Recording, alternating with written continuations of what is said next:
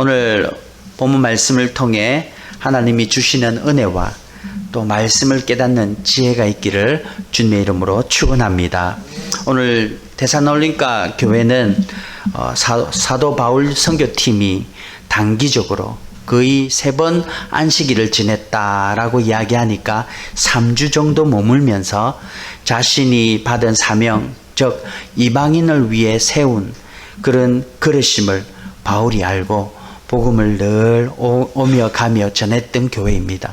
그럴 때 이 교회가 소문이 나고 믿음의 본이 된다고 소문이 나고 사도 바울이 그것을 격려하고 칭찬하며 또 원하는 게 있어서 간구하면서 이 편지를 데살로니가 교회에 전했던 것이지요. 어떤 칭찬을 했습니까? 지난주 말씀이지요. 믿음의 역사고 그리고 사랑의 수고가 있고 그리고 예수 그리스도에 대한 소망의 인내가 있는 교회였습니다. 그것이 점점 칭찬이 되어주고 퍼지고 믿음의 본이 되어서 3주밖에 말씀을 가르치지 않았는데 그곳에서 단기 선교적으로 머물렀는데 그것이 점점 복음이 힘이 되었고 그 교회가 올바로 세워지는 큰 역할을 감당하게 되었던 것입니다. 사도 바울은 사실 이 교회로 아시아로 가고 싶었지 마게도니아 지역인 이런 쪽으로 오기 싫었습니다. 그런데 성령께서 강권적으로 인도하셨고 그 인도하심 때문에 하나님이 데살로니가 교회까지 오게 되었던 거지요. 결국 이 데살로니가 교회는 사도 바울도 잘 3주 동안 특별하게 잘 가르쳤지만 성령의 역사였다는 사실, 그게 이 교회의 가장 큰 특징입니다. 교회는 예수 그리스도를 머리로 두고 온 성도들이 함께 모여 이루는 교회입니다. 그리고 그 교회가 교회 되게 하기 위해서 성령 하나님께서 서로 한 마음 한 뜻을 품게 하시고 그것을 통해 한 하나님 대신 하나님께 예배하며 또 선교적 사명을 가지고 사명을 감당하는 교회가 올바른 교회일 줄 믿습니다. 그래서 우리 교회가 때로는 부족하고 연약하지만 성령님의 이끄심으로 늘 순종하며 예수님을 머리로 서로 연합된 교회가 되어서 하나님의 사명을 잘 감당하는 우리 교회가 되기를 간절히 바랍니다. 사실 교회는 하나님이 세워주셔야 섭니다. 우리의 힘으로 인간의 노력으로 서는 것이 아니라 하나님의 분명한 목적과 하나님의 사명이 분명히 있어야 이 교회는 세워진다는 것입니다. 사람이 그냥 힘으로 사람의 의로 사람의 모양으로 세우면 그거는 교회이기보단 그곳에서 문제와 분쟁이 있는 그런 교회가 될 때가 참 많습니다. 그런데요, 하나님의 목적을 가지고 하나님의 사명을 분명히 깨닫고 교회를 세워가면 그 교회는 하나님이 이끌어 가시는 분명한 주인 되심을 나타내는 교회가 될 줄 믿습니다. 그래서 사실 우리 성도들이 모인 것은요, 은혜 받아서 감사해서 하나님 앞에 예배 드리지만 이제는 그 예배가 하나님께 사명을 받는 특별한 은혜가 있는 예배인 줄 믿습니다. 그리고 그 사명을 받아서 그냥 나만 구원받아 놨으이 됐지 않나, 그런 성도가 아니라 그 사명을 내가 먼저 믿음 받고 그 믿음으로 우리의 사명을 감당하는 그런 성도가 될 것입니다. 그래서 모든 성도들은 사실 하나님의 부르심을 따라 세상에 나아가는 그런 사명자입니다. 그래서 마틴 루터는 모든 사람들이 제사장직이다, 만인 제사장직을 주장했습니다. 그 당시 가톨릭이 전부였을 때 사제들이라는 사람들이 있었습니다. 그 사제들을 통해서 죄를 드러내고 사제들을 통해 예물을 받고 사제들이 죄를 선포해줘야 죄가 해결되는 그런 제사장직을 감당한 것은 사제들만 할 수 있었습니다. 그런데 마틴 루터가 아니다, 예수 그리스도의 십자가로 돌아가심을 통해 하늘에서부터 위에서 휘장이 찢어지면서 이제는 하나님께 나아가는 모든 영적 길이 열려지게 된 것입니다. 그래서 마틴 루터는 그걸 주장하면서 만인 제사장이다. 그래서 사제만 꼭 죄를 해결하고 선포해 주는 것이 아니라 모든 성도들이 이제는 아버지라, 하나님을 아버지라 부를 수 있는 특권을 가진 그런 성도의 존재가 되었다. 그래서 우리 하나님께 구원을 얻고 그 생명을 받은 모든 성도들은 한 명 한 명이 이제는 복음 전도자가 되었다라고 주장했습니다. 그게 맞지요. 예전에는 제사장만, 구약시대는 제사장만 하나님 앞에 나아갈 수 있는 길을 열어줬는데 이제는 예수 그리스도께서 친히 희생제물이 되셨고 우리를 하나님의 자녀로 삼아준 줄 믿습니다. 그래서 그것을 믿고 이제는 오직 성령이 너에게 거하시면 권능을 받고 그 권능 받은 자가 땅끝까지 이르러 내 증인이 되라는 사명을 우리에게 주셨습니다. 그래서 우리는 다 사명자입니다. 구원받아 난 걸로 끝난 것이 아니라 하나님이 나에게 주신 사명을 깨닫고 그 사명대로 살아가는 성도가 되어야 될 줄 믿습니다. 오늘 사도 바울은 데살로니가에 자기들이 3주밖에 있지 않았지만 내가 너희들에게 이런 사명자로서 하나님 복음을 위해 하나님의 복음을 위해 너희들에게 복음을 전했다. 그러면서 하나님의 복음을 위해 너희들 교회에 전했다고 이야기하면서 그 복음에 전한 것을 오늘 2장에는 쭉 설명을 하고 있습니다. 어떻게 그러면 사도 바울이 이런 복음을 위해 전했는가? 그것을 우리가 살펴보면서 우리도 만인 제사장직으로서 하나님의 복음 받은 자로서 먼저 믿은 이유가 있습니다. 복음을 전하려는 거지요. 하나님 앞에 예배하며 힘없고 그 힘을 가지고 세상에 나아가 빛과 소금의 역할을 감당해라. 땅끝까지 증인이 되어라. 복음을 전하는 자가 되어라. 라는 사명을 우리에게 주셨습니다. 내가 그것을 무시하고 복음을 전하지 않고 그냥 예배만 드리면 되지 않습니까? 그냥 내가 구원받아 놓은 걸로 만족하고 살면 안 됩니까? 그런데 신앙이 깊어지면 깊어질수록 주님을 사랑하면 사랑할수록 우리에게 복음 사명자로 하나님이 새로운 사명을 주신다는 거지요. 저와 여러분들이 이런 사명을 감당하기를 바랍니다. 그게 하나님 앞에 기쁨이 된다는 거죠. 오늘 사도 바울은 내가 이렇게 나아가는 것은 4절에 하나님을 기쁘시게 하려 함이라. 내가 다른 사람을 기쁘게 하는 게 아니라 하나님을 기쁘게 하기 위해서 이런 사명을 감당한다. 우리 함께 읽겠습니다. 시작. 오직 하나님께 옳게 여기심을 입어 복음을 위탁받았으니 우리가 이와 같이 말함은 사람을 기쁘게 하려 함이 아니요 오직 우리 마음을 감찰하시는 하나님을 기쁘시게 하려 함이라. 저와 여러분들이 그냥 지금 만족합니다. 하나님 그냥 복음 전하는 것보다 그냥 만족하고 예배 드리며 그냥 이렇게 신앙생활 하면 되지 않습니까? 아닙니다. 하나님은 우리에게 복음을 위탁하셨습니다. 위탁한 것은 복음을 맡겼다는 겁니다. 여러분에게 먼저 믿음 주신 것은 하나님이 이 복음을 맡기셨습니다. 이걸 가지고 그냥 내 것만 누리면 그거는 하나님이 기쁘시는 게 아니란 거죠.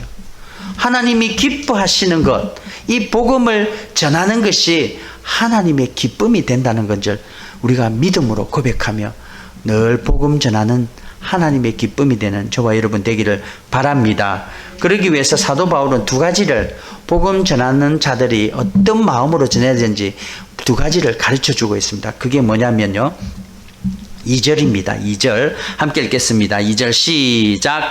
너희는 아는 바와 같이 우리가 먼저 빌립보에서 고난과 능욕을 당하였으나 우리 하나님을 힘입어 많은 싸움 중에 하나님의 복음을 너희에게 전하였노라. 많은 싸움 중에 복음을 전하였다고 이야기합니다. 그리고 빌립보에 고난과 능욕을 당했고 그 싸움 중에서도 내가 너희에게 복음을 전했다는 겁니다. 복음을 전할 때가 있어서 여유가 되어서 시간이 되니까 전하는 게 아니라 막 싸우고 있는 중에 전쟁 중에도 내가 복음을 전했다고 이야기하는 겁니다. 우리가 사명받은 것은 내가 할 수 있어서 하는 게 아닙니다. 해야만 하는 겁니다. 내가 여유가 되고 내가 지금은 헌신 못 하는데 나중에 여유가 되면 내가 헌신하겠습니다. 그렇게 말하는 분들이 참 많습니다. 아닙니다. 복음 전하는 것은 고난 가운데, 능력받는 가운데, 싸움 중에도 내가 복음을 전하는 거지요. 오늘 사도 바울은 어떤 고난이 당하고 능력을 당했는지 빌립보에서 당한 고난을 사도행전 16장에 제대로 전하고 있습니다. 사도행전 16장을 보면 사도 바울이 마게도나로, 아시아로 가지 않고 마게도나로 선교를 성령께서 이끄셔서 갈 때 첫 번째 지역이 빌립보 지역이었습니다. 그래서 빌립보에 성령 하나님이 나를 일로 보냈으니까 놀라운 일들이 있겠지 생각하고 빌립보 교회로 갔습니다. 그래서 복음을 전하는데요, 루디아 자주장사 루디아를 만나서 거기 집에서 또 강론도 하고 말씀도 가르치고 교회가 시작되기 시작했습니다. 그런데 빌립보에서 복음을 자꾸 전하는데 어떤 귀신 들린 여종이 계속 따라오는 겁니다. 따라와서 그 귀신 들린 여종이 점을 치는데요, 그 주인은 그 점을 치면서 점 치러 온 사람들에게 돈을 받고 점괘를 주는 그런 일을 해서 큰 이익을 얻는 주인이 있었습니다. 그런데 사도 바울이 빌립보에서 복음을 전하는데 이 점 치는 귀신 들린 여종이 사도 바울을 탁 보더만 사도행전 6장 17절에 이렇게 이야기합니다. 바울과 우리를 쫓아와서 소리질러 가로되 이 사람들은 지극히 높은 하나님의 종으로 구원의 길을 너희에게 전하는 자라 하며, 아니 그 귀신 들린 여종이 계속 쫓아와서 소리질러서 하루 이틀 3일 계속 몇 날 며칠을 쫓아와서 지극히 높은 하나님의 종으로 구원의 길을 너희에게 전하는 자라 하면서 계속 저 소리를 반복하면서 사도 바울 일행을 쫓습니다. 그러니까 복음을 전해야 되는데 자꾸 소리를 지르고 쫓아오니까 사도 바울이 참다가 예수 그리스도 이름으로 귀신아 물러가라 그러면서 귀신을 내어 쫓아버렸습니다. 아이고 조용하네. 귀신이 나가고 나니까 이제는 조용하지 않습니까? 그런데 난리가 난 겁니다. 그 여종, 귀신 들린 여종의 주인이 점을 치러 왔는데 이 귀신이 나가버리는 바람에 여종이 점괘가 하나도 나오지 않는 겁니다. 그러니까 이득이 하나도 없어지고 손님은 점점 줄고 이 주인이 화가 난 겁니다. 그래서 주인이 로마 사람인데 당국에 고발을 합니다. 저 사람이 이상한 풍속을 우리에게 전한다. 거짓 모함을 하고 능욕을 하고 이상한 풍속을 전한다 그러면서 모함을 하니까 사도 바울과 실라가 그 당국에 고발된 로마 당국에 고발이 되어서 감옥에 잡혀가게 됐습니다. 감옥에 잡혀가서 매를 때리고 매질을 당하고 감옥에서 잡혀서 착고에 손발이 묶이고 감옥에 억울하게 감옥 옥살이를 하게 된 겁니다. 그런 상황 가운데 16장 이후에 감옥 속에서 또 다른 역사가 일어나지요. 그거는 여러분들이 집에 가서 사도행전을 읽으시기 바랍니다. 뒤에 스토리가 잘 나와 있습니다. 감옥에 가고 그런 고난을 당하는 상황 속에서 사도 바울은 내가 그 상황을 뛰어넘어 데살로니가에 왔어도 싸움 중에 복음을 내가 전하리라 그렇게 이야기하면서 어떠한 상황이 오더라도 복음 전하는 것은 때를 얻든지 못 얻든지 내가 복음 전하리라 그렇게 고백합니다. 사실 복음을 전할 때는요 항상 사탄의 공격이 고난이 옵니다. 왜 그러냐면 세상의 주관자로 있는 이 사탄은 세상의 자녀들은 복음을 전하는 자들을 굉장히 싫어합니다. 그러니까 복음 전하는 때마다 고난이 오고 어려움이 옵니다. 여러분 예수님 믿고 나서 편해졌습니까? 힘들어졌습니까? 만약 나는 예수님 믿고 별로 힘든 거 없는데 복음을 안 전해서 그렇습니다. 복음을 주위에 한번 전해보면 바로 나를 무시하고 나를 완전히 다른 사람으로 보고 나와 그렇게 친했던 사람이 갑자기 등 돌리는 그런 경우를 당할 때가 한두 번이 아닐 겁니다. 오늘 사도 바울은 내가 복음을 전하고서 고난을 받는다. 그러나 그 고난을 받는 것은 복음을 위탁하신 하나님을 기쁘게 하기 위해서 내가 복음을 전하리라. 그 4절 말씀을 통해서 사람을 기쁘게 하는 것이 아니라 하나님을 기쁘게 하기 위해 복음을 전하는 복음 전도자가 된다고 고백하는 겁니다. 여러분들은 예수님을 믿고 복음을 전하는 하나님이 기뻐하는 복음 전도자가 되기를 주님의 이름으로 축원합니다. 그럴 때 때로는 사람들이 나를 무시하고 때로는 나를 공격하고 나를 외면할 수도 있습니다. 그런데 하나님의 복음을 전하는 자는 누가 기뻐한다고요? 하나님이 기뻐합니다. 사람을 기뻐하는 것은 이해관계가 되고 약간의 이득이 있지만 하나님을 기뻐하면 영원한 생명의 기쁨뿐만이 아니라 이 땅에서 하나님과 동행하는 삶을 누리면서 어떠한 세상의 권력도 우리를 감당하지 못하는 하나님의 사람이 될 줄 믿습니다. 그래서 로마서 1장 16절에 사도 바울의 고백이지요. 함께 읽겠습니다. 시작. 내가 복음을 부끄러워하지 아니하노니 이 복음은 모든 믿는 자에게 구원을 주시는 하나님의 능력이 됨이라. 아멘. 복음을 전하면요, 나를 통해 하나님의 능력이 나타날 줄 믿습니다. 그래서 세상이 우리를 감당치 못하는 거죠. 그런데 내가 복음을 부끄러워하고 이것을 전하지 않고 그러면 별로 예수님 믿는데 어려움이 없고 고난이 없을 수도 있고 뭐 예수님 믿으니까 내 마음만 편해지고 더 좋네 이럴 수도 있습니다. 그러나 신앙이 깊어지면 깊어질수록 복음을 전하게 되고 그 복음이 전거되어질 때마다 사람들이 나를 피하는 걸 느낄 수 있을 겁니다. 세상 사람들은 나를 멀리하고 전에 친했던, 전에 관계가 좋았던 사람들이 점점 멀어지는 그런 외로움을 탈 수가 있는 거죠. 그런데 그때마다 우리 하나님이 저와 여러분과 함께 하기를 바랍니다. 그때마다 하나님의 말씀이 저와 여러분의 위로가 되기를 바랍니다. 그래서 우리는 복음을 전해야 되는 거죠. 때를 얻든지 못 얻든지. 산전수전이라는 말을 알지요. 저는 그걸 한자로 풀이하지 않고 제 나름대로 풀이합니다. 산에서 전도하고 물에서 전도하고. 그래서 여행을 가든지 어느 곳을 가든지 복음을 들고 나아간다는 의미지요. 그래서 여러분들은 산전수전을 경험하시기를 바랍니다. 그 경험을 통해 하나님의 복음의 능력이 저와 여러분의 삶 가운데 큰 힘이 되기를 바랍니다.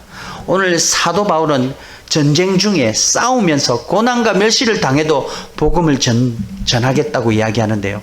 사실 그 복음은 우리 삶 가운데 깊이 적용되어져 있습니다. 사업을 하시는 분도 마찬가지입니다. 이 사업장이 복음 전하는 장이 되어야 된다는 거죠. 직장 생활도 마찬가지입니다. 직장이 내가 복음 전하는 기회로 삼으시기 바랍니다. 가정도 마찬가지지요. 내 자녀들에게 복음을 전하는 겁니다. 그리고 교회도 마찬가지죠. 복음이 올바로 전해지는 교회, 그 복음을 나누는 교회가 진정한 하나님이 기뻐하는 교회가 될 줄 믿습니다. 이런 교회가 데살로니가 교회처럼 우리 교회도 그런 교회가 되기를 바랍니다. 또 하나님의 복음을 전하는 사도 바울은요, 그 복음을 전할 때 어떤 마음으로 전하는가 두 번째 마음을 이야기하면서 오늘 7절과 11절에 이렇게 나와 있습니다. 먼저 7절을 읽겠습니다. 시작. 우리는 그리스도의 사도로서 마땅히 권위를 주장할 수 있으나 도리어 너희 가운데서 유순한 자가 되어 유모가 자기 자녀를 기름과 같이 하였으니. 복음을 전하는데 어떤 마음으로 드리냐면 유모가 자기 자녀를 기름과 같이 전해라는 겁니다. 다시 말하면 부모의 마음으로 가지란 거죠. 11절 보여주십시오. 함께 보겠습니다. 11절 시작. 너희도 아는 바와 같이 우리가 너희 각 사람에게 아버지가 자기 자녀에게 하듯 권면하고 위로하고 경계하노니. 엄마 유모가 자기 자녀 키우듯이 엄마의 마음을 품으라 그러는데 11절에는 아버지가 각 사람에게 자기 자녀에게 하듯 권면하고 위로하고 경계하라고 이야기합니다. 그러면 다시 말하면 엄마와 아버지의 마음으로 복음을 전해라는 거죠. 자, 그러면 유순한 유모가 자기 자녀를 기름같이 해라는 말은 무슨 말이냐면요. 유모는 돈을 받고 자기 자녀가 아닌 남의 자녀를 대신 봐주는 사람이 유모입니다. 하나님께서 우리에게 복음 전하는 마음은 내가 너희들에게 복음을 위탁했다는 겁니다. 복음을 맡겼으니까 너희들은 그 복음을 맡긴 것을 너 것처럼, 네 자녀처럼 유모가 남의 자녀를 자기 자녀처럼 키우듯이 너의 복음처럼, 너의 자녀처럼 그 복음을 사랑하며 복음을 전해라고 어머니의 마음으로 전해라고 이야기하고 있는 겁니다. 여러분들은 복음을 전할 때 이런 마음으로 복음을 전하고 계십니까? 다른 사람을 사랑해서 내 자녀가 복음을 몰랐을 때 안타까운 마음으로 그 영혼들을 바라보면서 하나님 앞에 이런 마음으로 복음을 전하고 있습니까? 이런 마음이 우리 모든 삶의 부분에 다 적용이 됩니다. 아까 이야기했죠. 사업장에서 하나님이 이 사업장은 내가 오픈을 했지만 하나님이 위탁한 사업장이다. 그래서 이 사업장은 하나님의 사업이라고 고백하면서 사업을 하시기 바랍니다. 그곳에 복음이 전거되어지면요, 하나님이 이 사업뿐만이 아니라 복음을 잘 전하기 위해 우리 사업장이 복음의 장이 될 줄 믿습니다. 직장도 마찬가지지요. 내가 잘 구해서 얻은 직장, 그곳에 하나님이 나를 복음 전하는 자로, 사명자로 직장을 보내주셨다. 그래서 그 직장이 바로 하나님 복음 전하는 장이 돼서 하나님이 사람을 의식하는 것이 아니라 하나님을 의식하면서 직장 생활을 할 때 얼마나 능력이 있겠습니까? 세상 사람들은 사람 눈을 보며, 눈치를 보며 직장을 합니다. 그래서 볼 때 좀 열심히 하고 안 보면 좀 편히 있는 그런 삶을 삽니다. 그게 지혜라고 그러지요. 그러나 눈에 보이는 것만 하는 것이 아니라 눈에 보이나 보이지 않는 그 하나님의 사명자로서의 사명을 가지고 직장 생활을 하면 분명히 다른 삶을 살게 될 것입니다. 그게 복음 전하는 발판이란 거죠. 가정도 마찬가지입니다. 내 자식, 내 새끼, 내가 키우면 힘이 드는데 하나님 자녀임을 분명히 인식하고 우리 자녀를 키우면요, 그 속에서 하나님의 복음의 능력이 우리 자녀에게 임할 줄 믿습니다. 교회도 마찬가지지요. 우리 교회도 이곳이 내가 그냥 선택해서 온 교회가 아니라 하나님이 나를 보내주신 교회다. 내가 이 교회에서 분명한 사명을 가지고 하나님의 뜻을 이루며 하나님이 기뻐하시는 사명을 감당하는 성도로서 이 교회를 내가 사명자로서 나오겠다. 이 교회를 지키겠다. 그 마음으로 교회에 오는 자에게 하나님이 이 교회를 들어서시지 않겠습니까? 저와 여러분들이 이런 마음으로 세상을, 삶을 살 때 하나님의 놀라운 축복이 있기를 주님의 이름으로 축원합니다. 11절을 보면 아버지가 자녀를 권하듯 권면하고 위로하고 경계하노라 이렇게 나와 있습니다.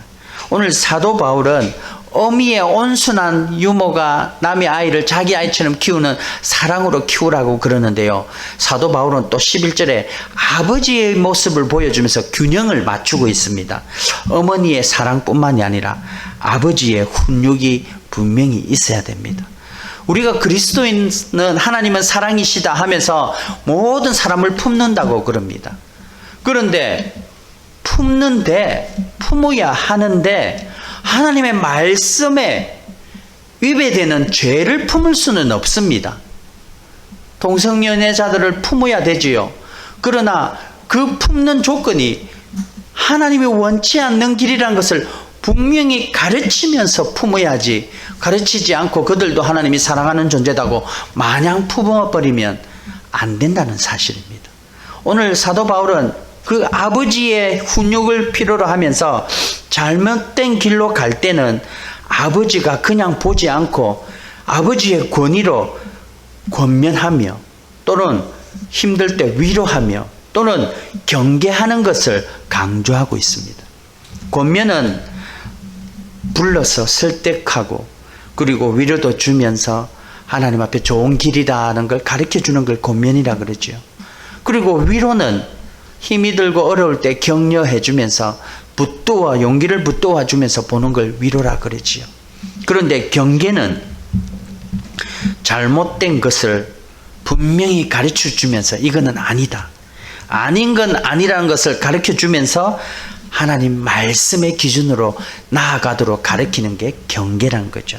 오늘 사도 바울은 이런 어머니의 사랑을 기초로 하면서 그 사랑의 기초가 아버지의 강력한 권위와 훈육으로 잘못된 길을 선택했을 때 올바른 길을 제대로 가르쳐주는 그런 기준을 가지고 하나님 앞에 복음을 전한다고 이야기하고 있는 것입니다. 3주밖에 되지 않는 새신자면 새신자일 수 있죠. 데살로니가 교회에 사도 바울은 이런 마음으로 내가 너희들을 가르치겠다. 복음을 전하고 있다라고 고백하고 있는 겁니다. 12절을 보면 사도 바울이 이러한 목적을 분명히 하고 있습니다. 12절 함께 읽습니다. 시작. 이는 너희를 부르사 자기 나라와 영광에 이르게 하시는 하나님께 합당히 행하게 하려 함이라. 아멘. 마냥 복음을 전하는 것은 그냥 구원받아 놨으니까 됐다고 사는 것이 아니라 하나님께 합당히 행하기 위해 복음을 전한다는 거죠. 여러분들은 하나님의 합당한 삶을 살고 계십니까? 그러기 위해서는 복음을 전해야 되고요. 그 복음 전하는 자들에게 하나님의 길을 올바로 가기 위해 말씀도 전해야 될 줄 믿습니다.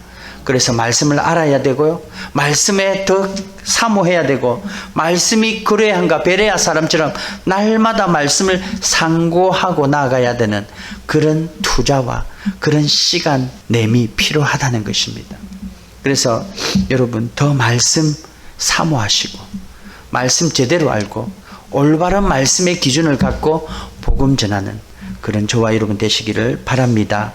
오늘 우리에게 주어진 이 말씀을 사도 바울은 13절에 내가 너희들에게 감사하는 것이 있는데 이것 때문에 감사하다 이야기하면서 13절을 설명합니다. 함께 읽겠습니다. 시작.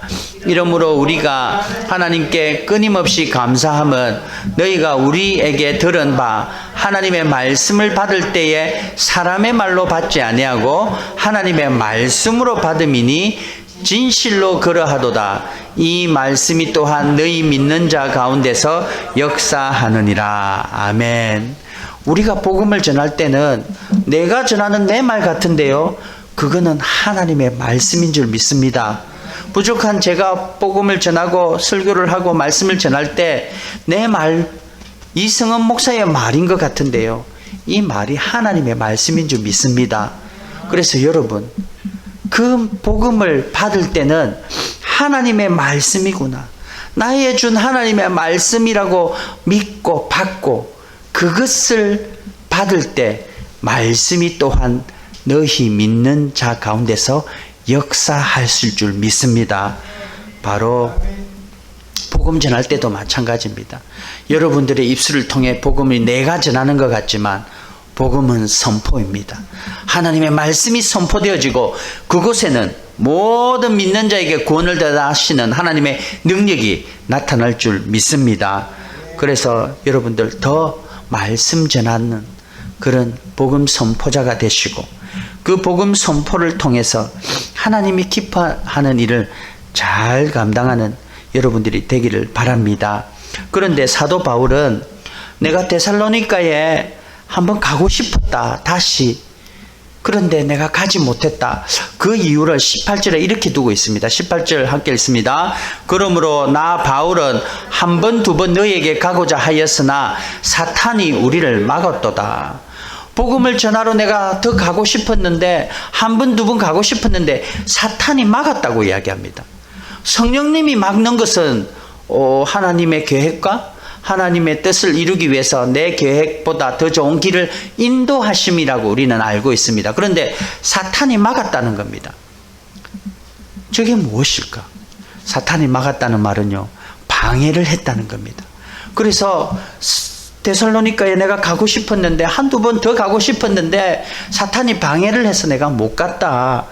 그런데 그 방해는 하나님의 복음의 일을 감당하는 데 전혀 지장을 주지 않습니다. 19절과 20절에 이렇게 이야기합니다. 함께 읽습니다. 시작. 우리의 소망이나 기쁨이나 자랑의 면류관이 무엇이냐? 그가 강림하실 때에 우리 주 예수 앞에 너희가 아니냐? 너희는 우리의 영광이요 기쁨이니라. 아멘. 사도 바울은 내가 거기에 더 가서 복음을 더 제대로 가르쳐주고 싶었는데 사탄이 방해해서 못 갔다. 그래도 상관하지 않는다. 예수님이 강림하실 때에 예수 앞에 너희가 우리의 영광이요 기쁨이라고 이야기합니다. 복음을 받고 그 복음이 자라면서 하나님 앞에 더 신자로서 올바로 쓰고 말씀을 사모하고 그 말씀을 받고 다른 사람에게 복음을 전하는 그런 것들이 대불림 되면서 그 소망과 그 영광이 바로 너희들이 나의 열매가 되고 영광이 되고 기쁨이 된다고 이야기합니다. 그래서 사도 바울은 내가 못 갔지만 하나님의 역사는 너희들을 통해 이루어진다라는 것을 고백하고 있는 겁니다. 여러분, 복음은 내가 반드시 해야 됩니다. 그러나 내가 못할 때 하나님은 또 다른 방법으로 복음을 이어가시는 그런 하나님이십니다.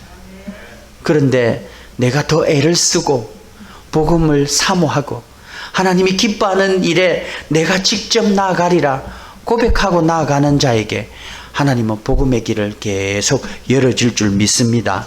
그리고 그 자의 순종과 그 자의 헌신이 하나님의 큰 기쁨이 되어서 주님 강림하실 때에, 주님이 강림하신다는 것은 주님이 재림하신다는 겁니다. 주님이 재림하실 때에 우리에게 물어보실 것입니다. 너는 내가 너에게 복음을 위탁했는데 뭘 했냐?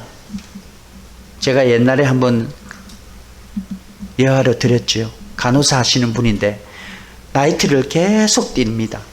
그리고는 밤에 밤새도록 일하다가 교회 오니까 예배 시간에 겨우 졸기만 하고 또 좀 낮잠 자다가 교회 또 나이트로 가는데 꿈을 꿨는데 주님이 천국 앞에 딱 갔는데 저 자신에게 물었답니다. 네 세상에서 뭐 하다 왔나?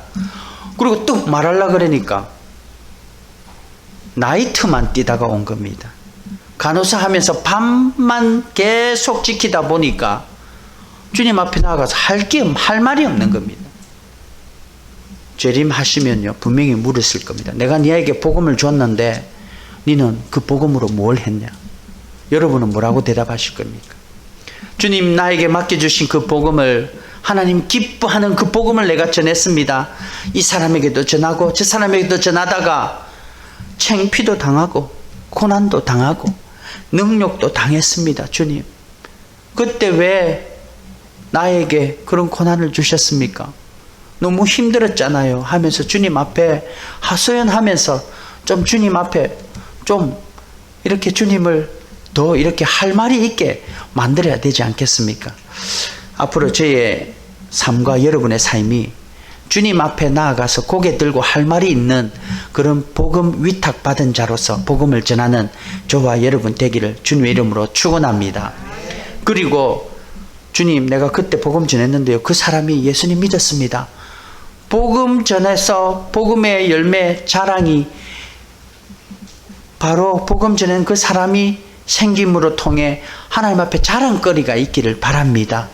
그래서 내가 그때 복음 전했는데 복음을 믿었지 않습니까? 그 사람이 또 신앙 자라서 다른 사람에게 복음 전했습니다. 주님, 고개를 탁 들면서 웃으면서 주님께 자랑하는 그런 저와 여러분이 되기를 바랍니다.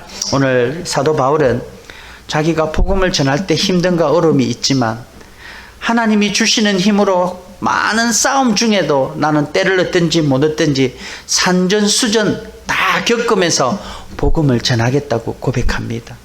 저와 여러분들이 이 고백의 주인공 되기 바랍니다. 그리고 부모의 마음으로, 하나님이 주시는 그 사랑의 마음으로 복음을 전했습니다.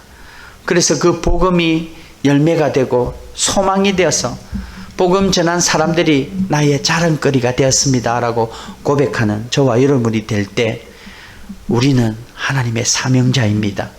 하나님의 분명한 사명을 가지고 그 일을 잘 감당하는 저와 여러분 되시기를 주님의 이름으로 축원드립니다. 주님 오실 때 물으실 겁니다.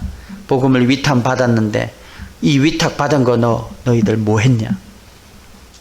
주님 죄송합니다. 내 하나 감당하기 힘들었습니다 하며 고개 숙일 것이 아니라 네, 저 사람 구원받게 했습니다. 저 사람에게 복음 전해서 신앙생활 했습니다. 자랑이 많이 생기는 저와 여러분 되시기를 주님의 이름으로 축원합니다. 우리 이 시간